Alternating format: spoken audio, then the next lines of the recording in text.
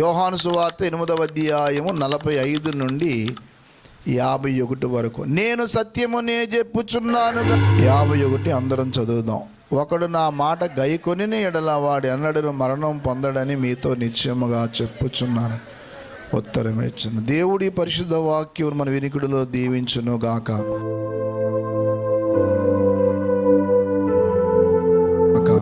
ప్రార్థన చేద్దాం. ప్రేమ కలిగిన తండ్రి, పరిశుద్ధుడైన మా ప్రభువా, నీకే వందనాలు, స్తోత్రాలు నాయన. ఈ ప్రత్యేక సమయంలో మీరిచ్చిన ఈ కనికరాన్ని బట్టి నీకు వేలాది స్తోత్రం ప్రభువా. ఈ సమయంలో నీ వాక్యం దగ్గరకు వస్తూ ఉన్నాం. మీ సన్నిధిలో మీ వాక్యమును మాకు ఇచ్చి మమ్మల్ని బలపరిచి మీ లేఖనములో ఉన్న సత్యమును మాకు వివరించవలసిందిగా ప్రాధేయపడుతూ ఉన్నాం ప్రభువా. మా హృదయాలు తెరవండి, మా మనసులు తెరవండి, మా నేత్రాలు తెరవండి. మీ వాక్యాన్ని మాకు వినిపింపజేయమని యేసయ్య అత్యున్నత పరిశుద్ధ నామములో స్తుతించి గణపరిచి వేడుకొనుచున్నాం తండ్రి, ఆమేన్. యోహాను సువార్త 8వ అధ్యాయము 45లో నేను సత్యమునే చెప్పుచున్నాను గనుక మీరు నన్ను నమ్మరు. రెండవ సవాల్ చేసాడు ఆయన. నా యందు పాపం ఉన్నదని మీలో ఎవడు స్థాపించును? ఇది భూమి మీద ఏ ఒక్కరూ చేయని పని ఇదే. దేవుళ్ళు అనబడ్డవారు కానీ దేవతలు అనబడ్డవారు కానీ ఈ భూమి మీద సత్యమును చెప్పిన వాళ్ళు లేరు. మీరు బాగా గుర్తుపెట్టుకోవాలి. సత్య అసత్యములకు భేదము మనకు తెలియాల.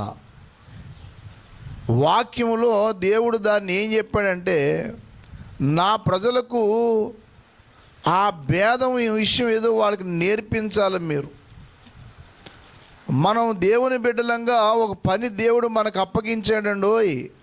ఏం పని అని అంటే, వాళ్ళకి పవిత్రమైనది ఏదో అపవిత్రమైనది ఏదో తెలుసుకుంటకు జనులకు నేర్పలేదంట చాలామంది. యెహెజ్కేలు గ్రంథము 22వ అధ్యాయము దయచేసి 26వ వచనం చూడండి. యెహెజ్కేలు గ్రంథము 22, 26 వీళ్ళు చేసిన పొరపాటు ఏంటి? పవిత్రమైనది ఏదో అపవిత్రమైనది ఏదో జనులకు ఏం చేయాలా? నేర్పాలి. అసలు లేవియాకాండం 10వ అధ్యాయంలో లేవీల్ని ఏర్పాటు చేసిన కారణమే అది. దయచేసి లేవియాకాండము 10వ అధ్యాయము 10వ వచనం చూడండి. దయచేసి లేవియాకాండము 10వ అధ్యాయము 10వ వచనం. యాజకుల్ని దేవుడు ఎందుకు ఏర్పాటు చేసుకున్నాడో విషయం చెప్పాడు అక్కడ. యాజకుడు ఎందుకండి?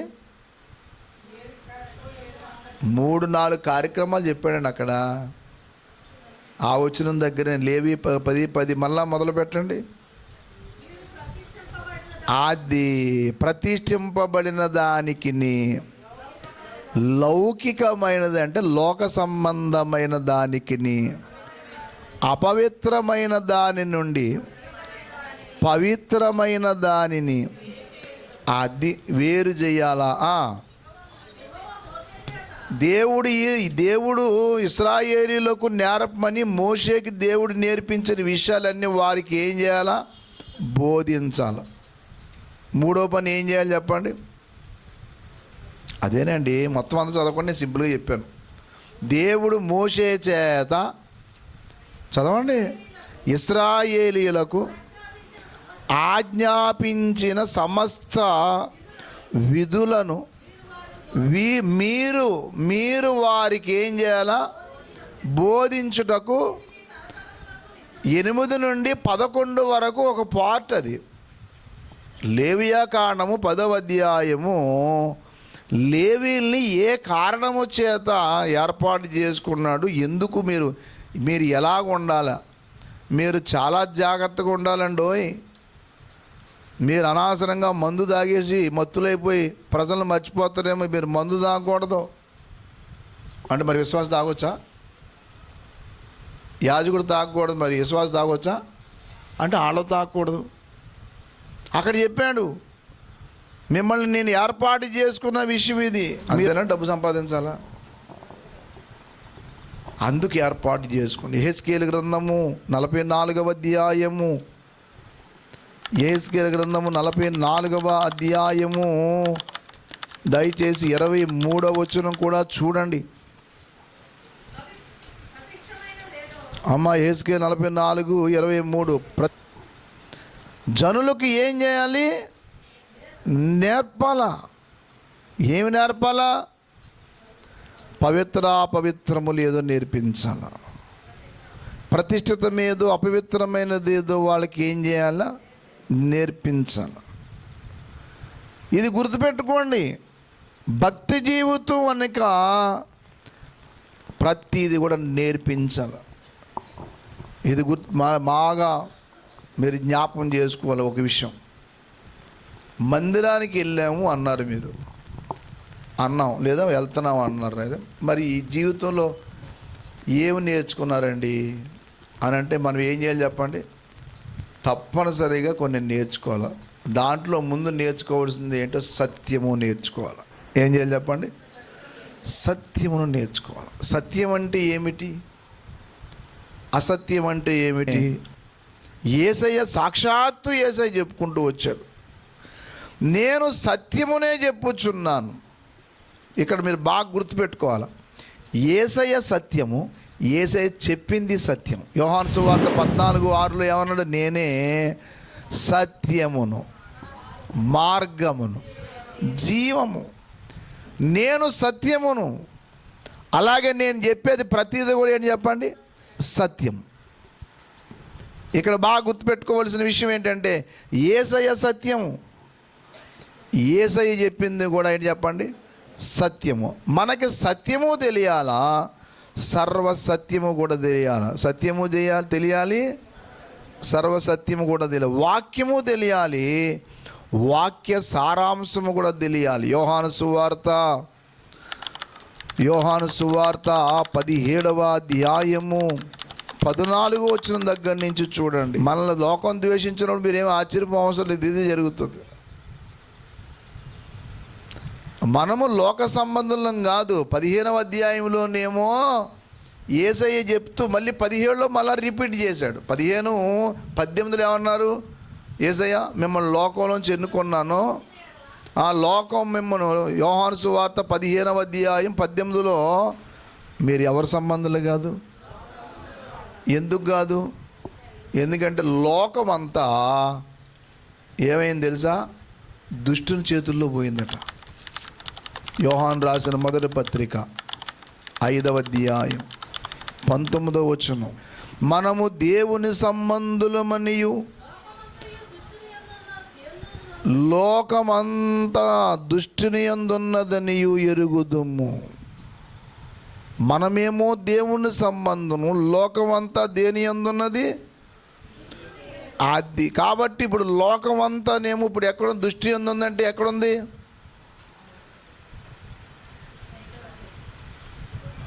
అసత్యమునందు ఉందండి, అబద్ధమునందు ఉంది.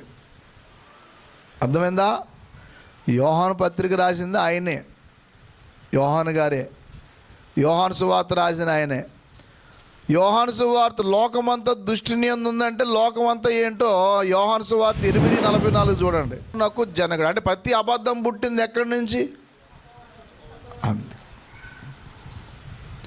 ప్రతి అబద్ధం కూడా ఆడి దగ్గర నుంచి పుట్టింది. అబద్ధములో ఉండిపోయారు అందరూ కూడా. అందుకని ముందు అబద్ధాన్ని ప్రచారం చేయండి, తర్వాత చూద్దాం. జోసెఫ్ గోబల్ అని చెప్పి ఒక అతను ఉండేవాడు. ఎవరి దగ్గర? హిట్లర్ దగ్గర. జర్మనీ నియంత హిట్లర్ దగ్గర ఉండేవాడు జోసెఫ్. అతని పేరు జోసెఫ్ గోబల్ అతని పేరు. చిత్రం ఏంటనంటే అబద్ధాన్ని ఎంత ఎక్కువ ప్రచారం చేస్తే అంత మంచిది అని చెప్పి నేర్పించింది అర్థం. అందుకని గ్లోబల్ ప్రచారం అంటారు. ఇప్పుడు ఎవరైనా చెప్తుంటే గ్లోబల్ ప్రచారం చేస్తున్నారు సార్ వీళ్ళు అని అంటే ఏంటంటే అతని పేరు అది. ఎవరి పేరు పెట్టుకున్నదేమో బైబిల్ పేరే పెట్టుకున్నాడు. కానీ చెప్పేవన్నీ ఏంటి చెప్పండి? అన్ని అబద్ధాలు మాట్లాడి అదే ప్రచారం చేయించేవాడంట. అతను బాగా నేర్పించాడు ఈ రాజకీయ నాయకుడికి. ఏమీ లేదు, నువ్వు అబద్ధాన్ని ఎంత ప్రచారం చేస్తావో అంత ప్రచారం చేయి. అంత ప్రచారం చేస్తే జనాలు నమ్ముతారు అని ఆ జోసెఫ్ గోబెల్ అనేవాడు నేర్పించాడు. ఎందుకు? ఈ దుష్టుల సంబంధి. లోకమంతా కూడా రెండు వాటిల్లో ఉండిపోయింది. ఒకటి అసత్యంలో ఉండిపోయింది, రెండోది మూడు ఆశల్లో ఉండిపోయింది. యోహాను రాసిన మొదటి పత్రిక 2వ అధ్యాయం 15వ వచనం. లోకములో ఉన్నది సింపుల్గా తేల్చి పాడేశాడు. లోకములో ఉన్నది అంతా, లోకంలో ఉన్నదంతా ఏం లేదు, మూడే మూడు. లోకంలో ఏముంది తెలుసా? యోహాను రాసిన పత్రిక మొదటి పత్రిక 2:15. లోకంలో ఉన్నదంతయు శరీరాశ, నేత్రాశ, ఇంతే. ఇవి తండ్రి వలన పుట్టినవి కావు, లోక సంబంధమైనవి. ఒక ఆయన మా దగ్గరికి వచ్చి ఎదరు రూమ్లో కూర్చుని, అది ఎటయ్య గారు ఎంత చిన్న బుల్ టీవీ ఉంది మీకు అంటే, ఆ టీవీయే చూడటానికి లేదంటే, ఇదేంటండి కొంచెం పెద్ద తీసుకోండి సార్ అన్నాడు. ఏముందండి, మేము ఎవరైనా చూడము, అది చూసేది లేదు, ఏం లేదంటే, అవును ఎంత చిన్నది ఏంటండి బాబు, ఎవరైనా చూస్తే ఏమనుకుంటారండి ఎంత పెద్ద పాస్టర్ గారికి అంటే, ఎవరైనా చూస్తే ఏమనుకున్నా మాకు ఏమనిపిస్తుంది కానీ మేము చూడలేదు అన్నాను. దయచేసి ప్రసంగి గ్రంథము 1వ అధ్యాయము 8వ వచనం. ఎడతెరిపి లేకుండా సమస్తమును జరుగుచున్నవి, మనుషులు వాటిని వివరింపజాలరు. చూచుట చేత కన్ను తృప్తి పొందకున్నది, వినుట చేత చెవికి ఉందా? తెల్లవారు లేస్తే ఎన్ని చూడడం సెల్ ఫోన్లో, పొద్దున్న చూసి పెట్టేసి మళ్ళీ సాయంకాలం మళ్ళీ చూడడం. తృప్తి అనేది మనిషి జీవితంలో లేదు, ఉండదు. కానీ భక్తులు అయితే ఉంది. అంటే భక్తి జీవితంలో వాక్యంలో కంట్రోల్ పెట్టాడంటే దేవుడు ఎంత గొప్పడంటే, ఇదిగో నీకు లోకంలో తృప్తి లేదు కానీ నువ్వు నా దగ్గరకు వస్తే మాత్రం సంతృష్టి ఉండాలి నీకు. అంటే అర్థం ఏంటంటే, నేను తృప్తి లేని జీవితం జీవిస్తానంటే కుదరదు. నువ్వు సరిపెట్టుకోవాలి, కొన్ని కంట్రోల్ చేసుకోవాలి. దీన్ని వాక్యంలో ఏమంటాడనంటే ఆశా నిగ్రహము అంటాడు. లోకంలో లేదు కానీ దేవుల్లో మాత్రం ఉంది. 2 మాటలు చదవండి. తిమోతి పత్రిక మొదటి పత్రిక 6వ అధ్యాయం దయచేసి 6వ వచనం. ఏ సహితమైన తల్లి, ఏ సహితమైనది? పొద్దున్నే 2 గుడ్లు ఆమ్లెట్ తిన్నాం అనుకోండి, మళ్ళీ మధ్యాహ్నం ఎందుకురా అంటే నాకు కుదరదను. అంటే అర్థం ఏంటంటే సంతుష్టి అనేది ఉండాలంటాడు అక్కడ. సంతుష్టి సహితమైన దైవభక్తి గొప్ప లాభ సాధనం. భక్తి జీవితానికి వచ్చిన తర్వాత కొన్ని సరిపెట్టుకోవాలా.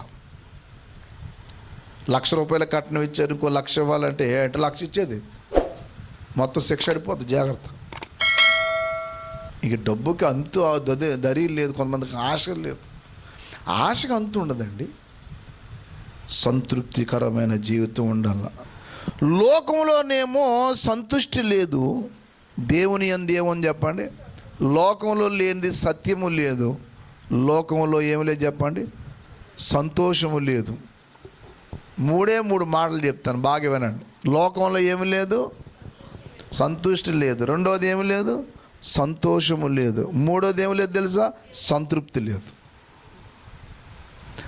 లోకంలో సంతోషం, సత్యము లేదు. లోకమంత అబద్ధాన్ని నమ్ముతుంది. లోకంలో సత్యం ఉన్నదని భ్రమపడ్డావు కనుక లోకం దుష్టుని ఉంది, దుష్టుడు అసత్యములు నడిపించాడు. అందుకే ప్రతి వాళ్ళు అసత్యముని నమ్ముతూ ఉంటారు. లోకంలో సత్యము దొరకదు. సత్యం కొంచెం కష్టమైంది, సత్యము చాలా ఇబ్బందికరమైనది. సత్యం ఎప్పుడూ కూడా లోతైనది. ప్రసంగి గ్రంథము 7వ అధ్యాయము, ప్రసంగి గ్రంథము 7వ అధ్యాయం 23వ వచనం. ప్రసంగి 7:24 చూడండి. 7:24. ఇప్పుడు నాకు చెప్పండి, లోకంలో 3 లేదన్నాను, ఏమి లేదన్నాను చెప్పండి. సత్యము లేదు, ఇంకోటి ఏమి లేదు, సంతోషం లేదు. ఉందా? సంతోషం ఎక్కడుందండి లోకంలో? ఇప్పుడు ఎవరి మట్టుకు వాళ్ళే బోల్డ్ మంది ఆత్మహత్యలు చేసుకుంటున్నారు. ఎందుకంటే కుటుంబంలో సంతోషం లేదు సార్. ఎందుకండి? ఎంత ఉంటే మాత్రమే అండి ఇద్దరి మధ్యన సంతోషం లేదండి. నేను సా వాడి అనుకోని ఊరికిన ప్రాసగా ఉంటా. లోకంలో సత్యము లేదు, లోకంలో సంతోషము లేదు, లోకంలో సంతృప్తి లేదు, లోకంలో సమాధానం లేదు. 5వ మాట, ఈ గుప్పుడు అట్టుకోండి చాలు, ఇంకా ఉంది. లోకంలో సహవాసం లేదు. ఏం చెప్పాను నేను? ఏం లేదు చెప్పండి. లోకంలో సత్యం ఎక్కడుంది? సత్యం అనేది లేదు. అబద్ధంలోనే నడుస్తూ ఉన్నారు, అబద్ధాన్ని నమ్ముతున్నారు, అబద్ధాన్ని ప్రచారం చేస్తూ ఉన్నారు. ఏదో ఒకటి పెట్టడం, దాన్ని నమ్మించటం. ఈ అబద్ధాన్ని నమ్మింతారు మీరు అంతే. సత్యం చెప్పడం ఎవరికి ఇష్టం ఉండదు. అది దేవుడు గమ్ముడైపోయి చెప్పండి. మీరు ఎప్పుడైనా సరే చూడండి, భక్తిలోనే కానీ, రాజకీయంలోనే కానీ, లోకంలో కానీ ధనాశ ఎప్పుడైతే పట్టుకుంటుందో సత్యం చెప్పడానికి ఇష్టం ఉండదు. మానవుడికి సొంత ఆశలు ఎప్పుడైతే పెరిగిపోతాయో అప్పుడు నిజం చెప్పడానికి ఒప్పుకోడు, అబద్ధం అయిపోయి పరిగెత్తుతూ ఉంటాడు. అబద్ధాన్ని దాన్ని వక్రీకరించి ఎలాగ దాన్ని మేకప్ చేసి చెప్పాలో చెప్తారు. అందుకే లోకంలో సత్యం అనేది నీకు దొరకదు. లోకంలో అసత్యమే ప్రచారం చేస్తారు. ఎలా ప్రచారం చేయాలో అలాగ ప్రచారం చేస్తూ ఉంటారు, దాన్ని నమ్మిస్తారు. దేవుడి గురించి కూడా అలాగే చేశారు. యేసుప్రభు దేవుడు కాదు, యేసుప్రభు దేవుడు కాదు, యేసుప్రభు దేవుడు కాదు, ఎక్కడో పారం దేవుడు, ఎక్కడో పారం దేవుడు అని దేవుడికి మరి ఎవరు దేవుడు అని అంటే, ఇదిగో పుల్ల మొక్క దేవుడు, ఇదిగో అది దేవుడు, ఇది దేవుడు. ఎంతకీ దేవుని దగ్గరికి నడిపించి ప్రజలను సత్యంలో నడిపించడానికి కాదు, ఈ రకంగా చేయడానికి. ఆ భక్తి ఎలాగైతే ఈ క్రైస్తవులో కూడా అబద్ధాలు ఉన్నాయి. మీకు ఇంకేం చిత్రం ఏం చెప్తాను వినండి. మళ్ళా మీకు ఇవన్నీ వదలను నేను. ఎంత సత్యాన్ని అసత్యం విడిచిపెట్టి దేవుని దగ్గరికి వచ్చిన ఇక్కడ గందరగోళం. మళ్ళీ ఇందులో ఈ గందరగోళం ఏంటి తెలుసా మీకు? మీరు ఎలాగన్నా ఉండండి, తెచ్చి డబ్బులు వేసాడు అంతే. మిమ్మల్ని దేవుడు ఏం చేస్తాడో, బహుగా ఏం చేస్తాడో, ఈ డబ్బు ప్రచారం, విపరీతమైన ప్రచారం జరుగుతుంది ఇప్పుడు. నిర్మమాట మాట్లాడుతున్నాను, ఆన్లైన్లో మాట్లాడుతున్నాను. బైబిల్ అట్టుకున్న చాలామంది ధన సంపాదనలో పడ్డ మూర్ఖులు ఉన్నారు.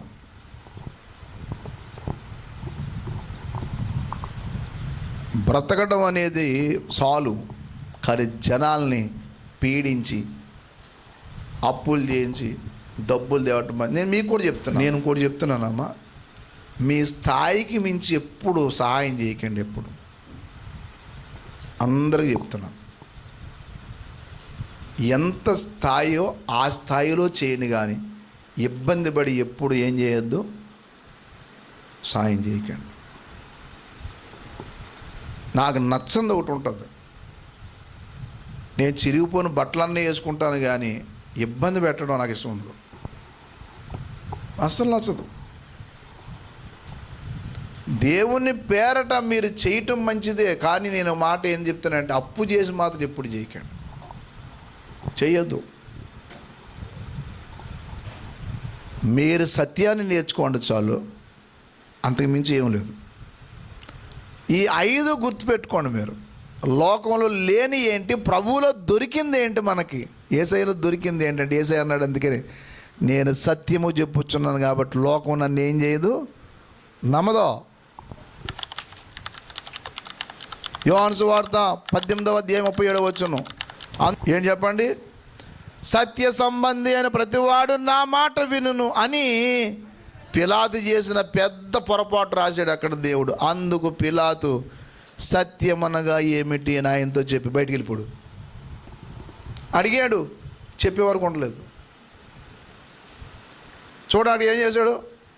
అతడు ఈ మాట చెప్పి బయట ఉన్న యూదుల యొద్దకు, మరి అడిగినోడు ఏం చేయాలా, ఉన్నారుగా, కానీ ఏం చేయాలి చెప్పండి? సత్యమనగా ఏమిటని చెప్పాడు, అడిగాడు, బయటకు పోయాడు. దేవుని పిల్లలారా, ఈ లోకంలో సత్యం అన్ని సంఘాలు సత్యం బోధిస్తున్నాయి అనుకోవద్దు. ఒక్క మాట మీకు గుర్తు చేస్తా.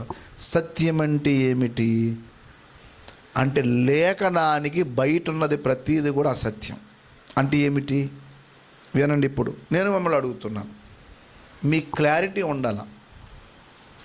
మనం ఏ బస్సు ఎక్కామో ఏ ట్రైన్ ఎక్కామో మనకి ఏం చేయాలి చెప్పండి, తెలియాలి. అంతేగాని మా ఊరిల్లే టికెట్ ఇవ్వండి అంటే కుదరదు. ఈ స్పష్టత ఉండాల. ఈ క్లారిటీ లేకపోతే మీరు భక్తిలో బుట్టలో పడతారు.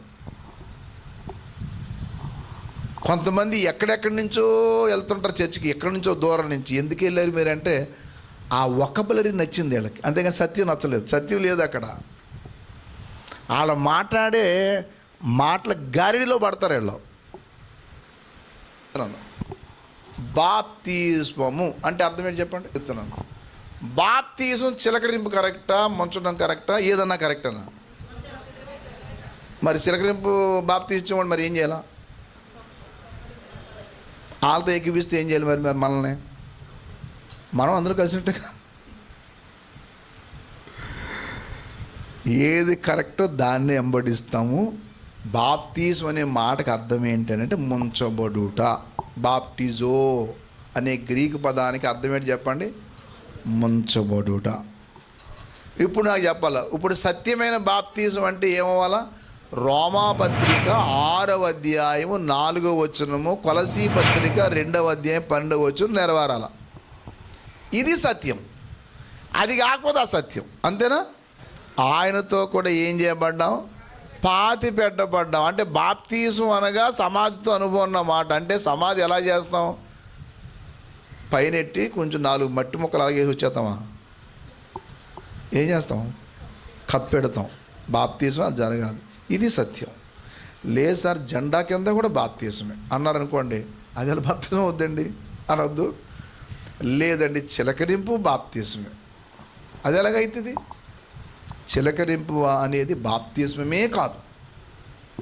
అందుకే ఆ బాప్తిజం తీసుకున్న ప్రతి మనిషి వాళ్ళు ఏ సంఘానికి వెళ్ళినా తప్పనిసరిగా మళ్ళా వచ్చి ఏం చేయాలి చెప్పండి, తీసుకోవాల్సిందే. పెద్ద స్థలం ఉంటుంది, అక్కడ బాప్తిజం గుండి కట్టరు. ఆ చర్చిలో ఎంత గిన్నె ఎడతారేటో. నీకెంత స్థలం ఏడిచింది కదా, అక్కడ నువ్వు కోదట్లోకి వెళ్ళటం ఇష్టం లేకపోతే కుండీ కట్టుకోవయ్యా. ఆ చర్చి మీద ఇలా పెట్టి పుట్టిన పిల్లల్ని తీసుకెళ్ళి ఇచ్చి పడతారు. నువ్వు వాళ్ళతో ఎక్కిపిస్తే ఏమన్నా నిన్ను? నువ్వు అసత్యం వెంబడిస్తున్నావు. సత్యం ఒక్కటే, 100 సత్యాలు ఉండవు. తెలుసా మీకు? అసత్యం నమ్మినా సరే రక్షణ లేనట్టే. తెస్సలోనికైన పత్రిక 2వ పత్రిక 2:13 రక్షణ పొందాలంటే ఏం చేయాలి? నమ్మి బాప్తిజం పొందటం. ఇది మొదటి మెట్టు. రక్షించబడాలంటే ఏం చేయాలి చెప్పండి? యేసయ్యే దేవుడు, యేసు రక్తములోనే పాపక్షమాపణ. ఎక్కడ పాపక్షమాపణ లేదు. యేసయ్యే సత్యవంతుడు. ఈ లోకంలోనే అబద్ధము, కల్పిత గాథలు, అదేమీ చిత్రమో నాకు అర్థం కాదు. అన్ని రకాల వస్తువులు వేసి ఒక ఆకారం గీసి పెడితే దేవుడని నమ్మవు. ఎలాగైతాడయా దేవుడు? ఎలాగైతాడు? క్షయమగు మనిషి అక్షయుడకు దేవుని స్వరూపంలోకి ఎలాగొస్తాడు? కాబట్టి దేవుడు యేసయ్యే అని నమ్మితే రక్షించబడతావు. యేసయ్య దేవుడిని నమ్మితే, హృదయం విశ్వసిస్తే రక్షింపబడతావు. నమ్మి బాప్తిజం పొందటం మొదటిది, మారు మనసు పొందటం రెండవది, బాప్తిజం పొందటము మూడవది, ప్రార్థన చేసి బాప్తిజం పొందటం నాలుగవది, సత్యమును నమ్ముట. రక్షణ లేడు చెప్పండి, సత్యాన్ని నమ్మాలి. ఏ సత్యము అంటే లేఖనములో లేనిది మీరు అనుసరించేది అంత తప్పండి, అది మార్చుకోండి. కాబట్టి లోకంలోనేమో లేనివి యేసయ్యలో ఉన్నవి ఏంటంటే లోకంలో సత్యము లేదు, లోకంలో ఇంకోటి ఏమి లేదన్నాను నేను, సంతోషం లేదు, లోకంలో సంతృప్తి లేదు, లోకంలో సమాధానము లేదు, లోకంలో సహవాసం కూడా లేదు. యేసయ్యలో ఏముంది చెప్పండి? సంతోషం ఉంది. వారి ధాన్యాదాక్షరసను విస్తరించిన నాటి సంతోషము కంటే అది మందిరానికి వచ్చేటప్పటికి కొంతమంది ముఖం చూస్తే నాకు భలే ఆశ పడుతుంది. అబ్బా ఏమి హ్యాపీగా వస్తారండి బాబు వీళ్ళు. అందుకే మందిరంకి వచ్చేటప్పుడు నా 3 మాటలు చెప్తారు పెద్దలు. సంతోషంగా రావాలట, సంతోషంగా వినాలట, సంతోషంగా వెళ్ళాలట. అంటే అర్థం ఏంటి? అంటే కన్నీటి ప్రార్థన చేయొద్దని కాదు. అంటే అర్థం చెప్పండి, ఎలా రావాలి చెప్పండి? సంతోషంగా రావాలంటే అర్థం చెప్పండి. త్వరగా మందిరానికి వెళ్ళాలి అని చెప్పి వెళ్ళాలా. కొంతమంది చర్చికి మందిరానికి మీరు వెళ్ళండి అంటే నేను వచ్చేవారు వచ్చాను. దరిద్రం. ఎన్ని సంవత్సరాలు ఎన్ని ఏండ్లు దేవుని సన్నిధిని పోగొట్టుకుంటే అతనికి శాపమే. యెహోవా మందిరమునికి వెళ్ళుదామని జనులు నాతో అనినప్పుడు నేను సంతోషించి తిని. సంతోషంతో దేవుని సన్నిధిని రావాలి. ఎలాగైనా చెప్పండి వాక్యం. ముఖం అంతా అని చెప్పి ముఖం అంతా పుల్లగా పెట్టుకుని ఏం వాక్యం చెప్తున్నాను, ఏం చెప్తాం అర్థమయ్యేది కాదు. వినేటప్పుడు సంతోషంగా, అది పెద్దలు చెప్తారండో, వినేటప్పుడు సంతోషంగా, తినేటప్పుడు కూడా వెళ్తున్నాను తెలుసా. సంతోషంగా తినాలి, అట్లా వంట పడుతుంటుంది. మీరు ఏడుతూ వండవలేదు ఏదో ఒక్కడు ఇది ఏదో అవుతుంది, ఏ కూర ఇది అని దుఃఖపడుతూ ఏడుతూ తిన్నాం అనుకోండి, వంట పట్టదు. అందుకే తినేది కాస్త తినాలి. వినుటకు వేగురుపడువాడును అన్నాడు. చివరి మాట చెప్పి ముగిస్తా. సంతోషంగా ఉండాలి. ఎల్లప్పుడూ ప్రభువునందు ఏం చేయండి? ఆనందించండి. మరలా చెప్తాను, ఏం చేయండి? ప్రభు సంధికి సంతోషంగా సంతోషం వినాలి. వెళ్ళేటప్పుడు వెళ్ళాలా, సంతోషంగా వెళ్ళినప్పుడు ఏం చేస్తా తెలుసు, అందరినీ ఏ కాక ఎలా ఉన్నారు బాగున్నారా అని సంతోషమైనప్పుడు ఏం చేస్తాడు, ముఖం అంతా చిరాకు కట్టుకుని ప్రజలడమ్మా అని చెప్పి చికాగా పలకరిస్తే ఎలా ఉంటుంది? ఏ ముఖంలో ఆనందం లేదండి వీళ్ళకి అసలు. ఆనందముతో దేవుని యొక్క సన్నిధిలో ఎప్పుడూ కూడా సంతోషంతో ఉండాలి. దేవునికి స్తోత్రం కలుగునుగాక. ఎల్లప్పుడూ దేవుని యందు మనకు సంతోషం ఉందండి. మొత్తం దేవుని యొక్క సాన్నిధ్యంలో మనం ఎన్ని కష్టాలైనా సరే సత్యములో నడవాలి. నా దేవుడికి మించిన సత్యవంతుడు లేడు. నా దేవుడే సత్యవంతుడు. నేను నమ్మిన యేసయ్యే ఒక్కడే. నువ్వు 600 చెప్పు, నీకు నాకు ఏం చెప్పిన నా దేవుడికి మించిన సత్యవంతుడు ఎవరు నిరూపించిన చూస్తా. ఇది మొదటిది. రెండవది, దేవుని యందు ఉన్నంత సంతోషం ఈ భూమి మీద ఎక్కడా లేదు. నీ కుడి చేతిలో నిత్యము సుఖములు కలవు, నీ సన్నిధిని సంపూర్ణ సంతోషము కలదు. 16వ కీర్తన 11 కదా. తర్వాత సంతృప్తి ఎక్కడ దొరుకుద్ది మనకి? లోకంలో లేదండి. ఏం చేస్తే సంతృప్తి వస్తుంది చెప్పండి? క్రీస్తునందే సంతృప్తి. సంతోషంతో ఎంత తిన్నా సంతృప్తేనండి. సంతోషంతో పేదింట్లో ఉన్న సంతృప్తే, పర్లేదులేండి. దేవుని పిల్లలారా, ఏమున్నా ఏమి లేకపోయినా క్రీస్తునందు సంతోషిస్తూ ముందుకెళ్దాం, సత్యంలో నడుద్దాం. దేవుడు ఆ కృపాభాగ్యం మనందరికీ దయచేయను గాక.